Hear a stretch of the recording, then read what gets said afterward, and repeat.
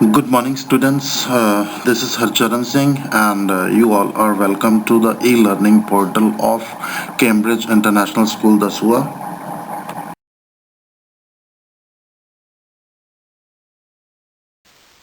As you know, we are reading the first textbook, that is Hornbill.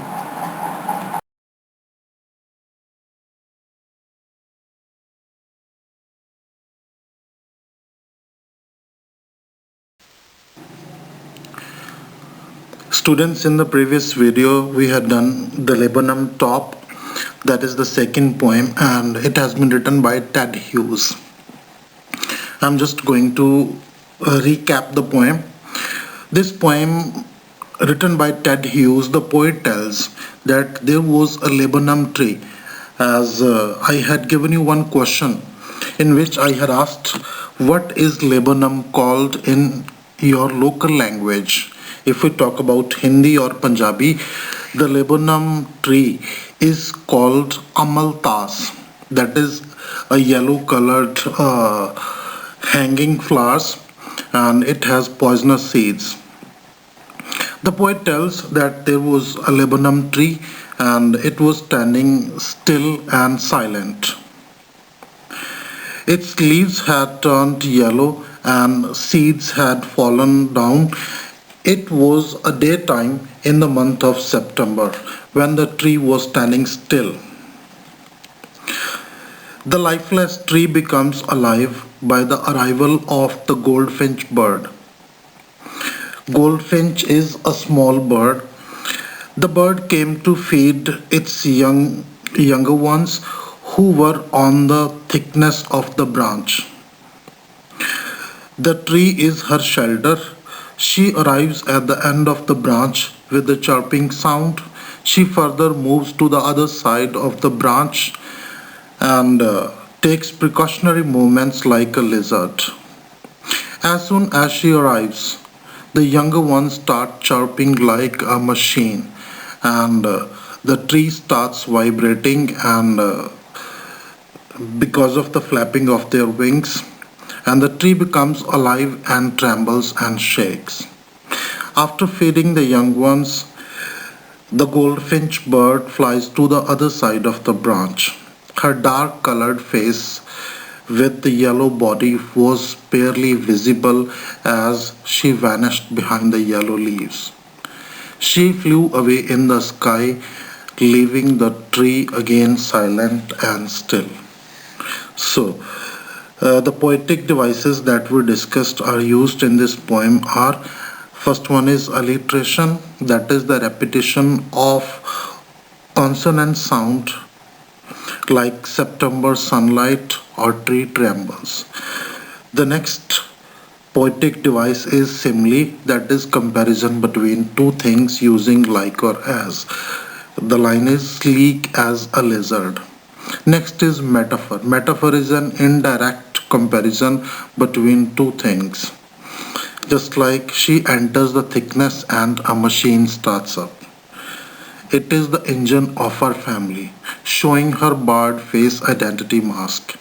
Next poetic device is personification, that is the attribution of human traits and qualities to non-living and inanimate things. Its example is the whole tree trembles and thrills.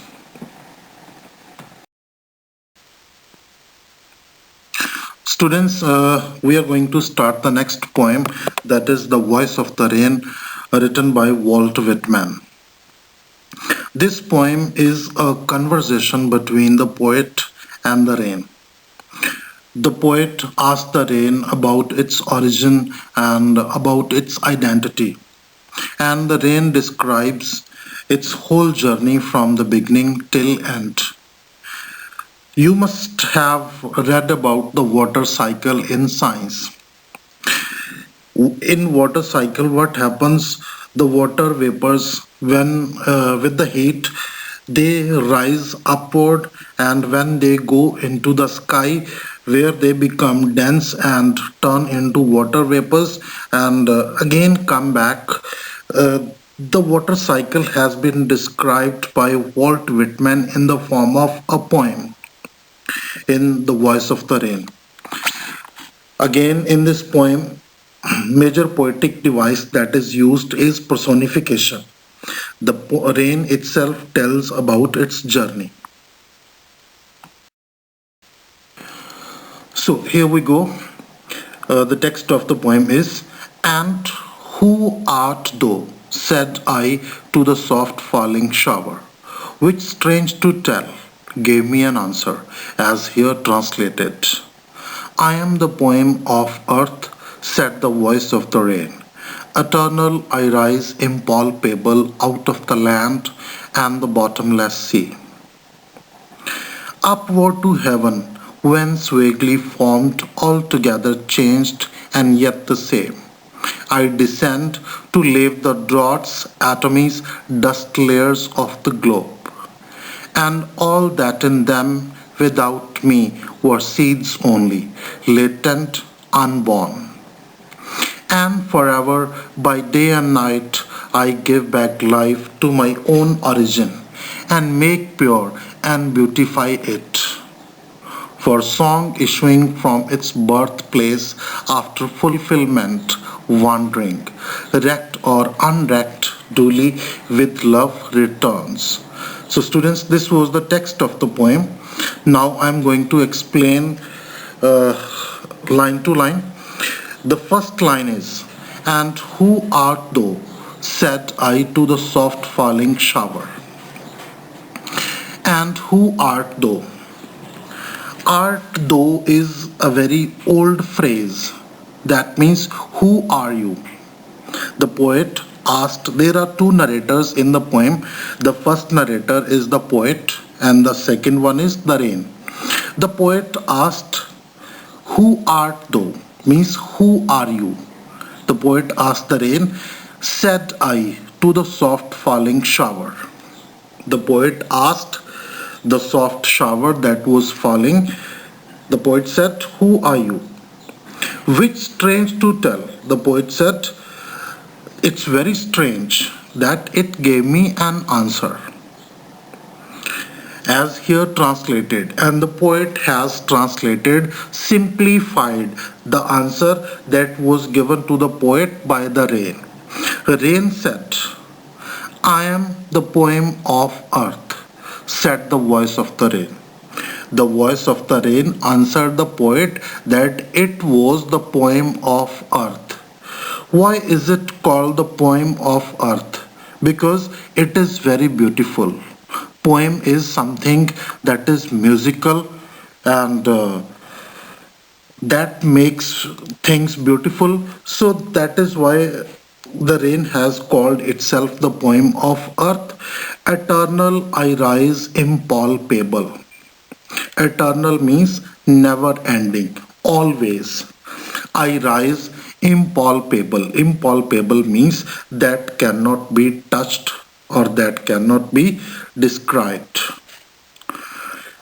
The rain said, "Eternal, always, I rise, I go up, impalpable, nobody can touch me, out of the land and the bottomless sea." This is the first step of the water cycle, when the water rises upward in the form of steam. So, in the first stanza, the poet asked the rain, "Who are you?" And the rain answered him that it was the poem of earth, and I rise impalpable out of the land and the bottomless sea. Okay, when the poet asked the rain who it was, and the rain answered that it was the poem of the earth and it rises out of the land and the bottomless sea. Next, the poem, The Rain, that tells the poet, "Upward to heaven, whence vaguely formed, altogether changed and yet the same. I descend to leave the draughts, atomies, dust layers of the globe, and all in that in them without me was seeds only, latent and unborn."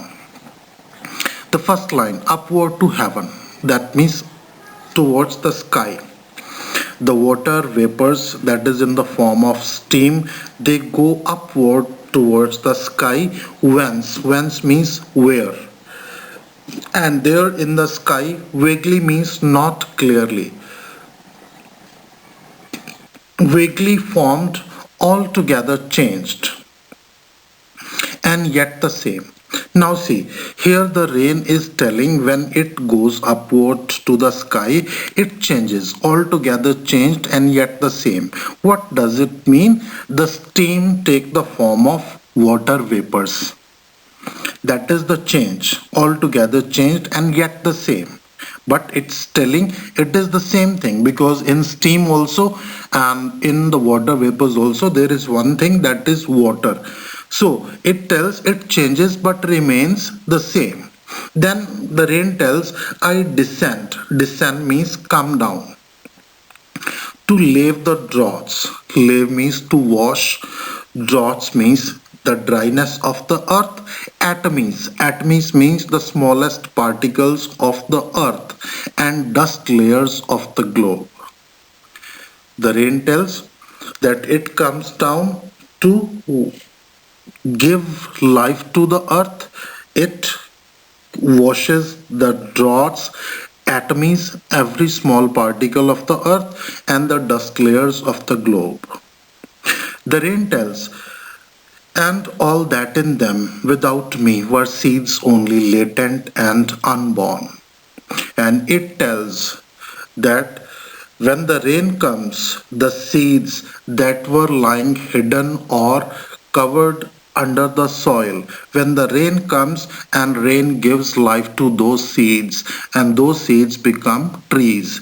So here we can say the rain is preserver. It gives life to the earth and all its creatures.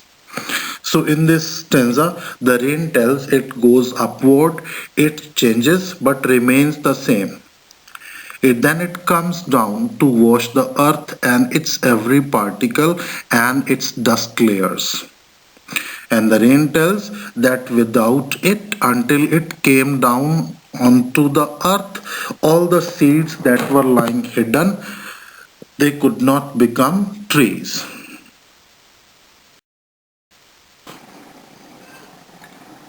The last stanza is, and forever by day and night, I give back life to my own origin and make pure and beautify it. For song issuing from its birthplace after fulfillment, wandering, wrecked or unwrecked, duly with love returns.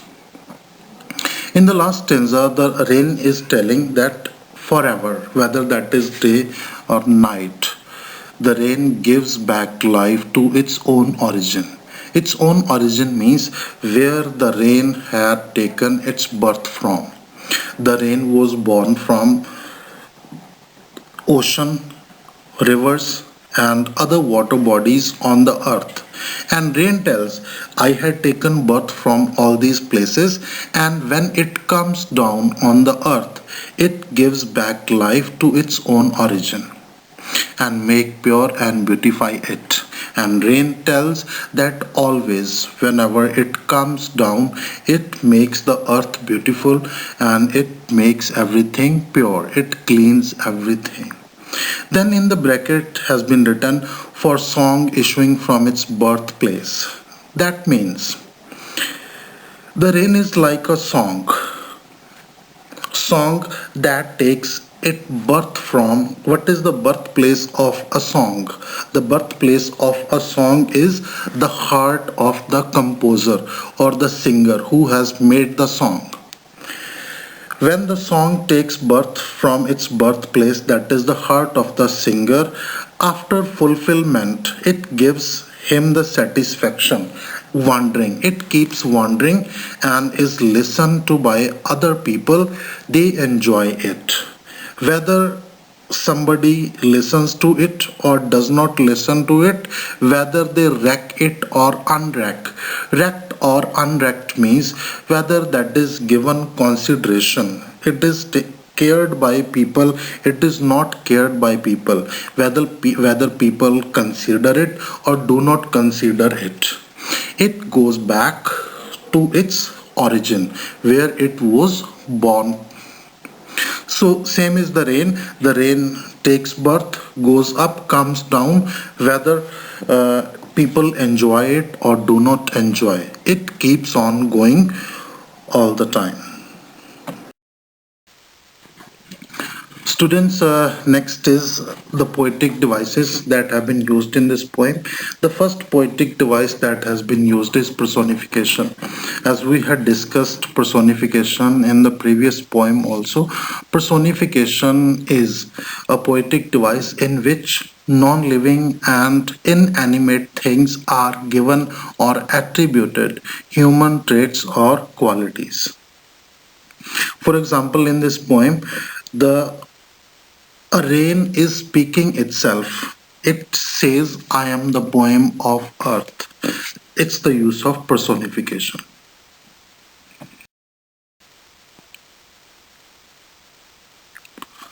Other poetic devices are metaphor. We had discussed metaphor also in the previous video. Metaphor is an indirect comparison between two things. Just like in this poem, the rain is telling it is the poem of the earth. That is the use of metaphor. And the next is hyperbole. Hyperbole is a poetic device in which any statement or anything that is exaggerated. For example, bottomless sea. Next is imagery. Imagery is the visual description of something. When while reading or while listening to anything, our mind creates image. That is imagery. For example, soft falling shower. So students, I'm just going to recap what we read. The poem The Voice of the Rain, written by Walt Whitman. The poet has used personification to describe the poem, that is a conversation between the poet and the rain. The poet asks the rain about its identity. Who are you? And the rain answers it. The rain tells the poet what rain tells, that it is the poem of the earth and it takes birth from the bottomless sea and the land. Then it goes upward in the sky, where it changes. It changes from steam to water vapors, but still it remains the same. After it becomes water vapors, the rain comes down. When it comes down, it washes the whole earth. It washes each and every particle, the smallest particles of the earth. It washes the dust layers of the earth and it quenches the thirst of the earth. Next, the rain tells that the process goes on forever. Day, night, every time when it comes down, it gives life to its own origin. Its own origin is where it had taken birth from. The rain tells that it makes everything beautiful, it makes everything pure. Then the last two lines are in bracket, that is for song issuing from its birthplace. After fulfillment wandering, wrecked or unwrecked duly with love returns. The rain has been compared to a song. The song takes birth from the heart of the singer. After taking birth, it keeps on wandering. People listen to it, people do not listen to it. People consider it, people do not consider it. But after fulfillment, it comes back to its own origin where it had taken its birth from. So, this is the poem The Voice of the Rain, and the poetic devices that have been used. Personification. Personification is the attribution of human traits to non-living and inanimate things. Metaphor is an indirect comparison between two things. Just like I am the poem of earth. Next is hyperbole. Hyperbole is exaggerated statement like bottomless sea. Next is imagery. Imagery means the visual description of something, just like soft falling shower. Thank you very much.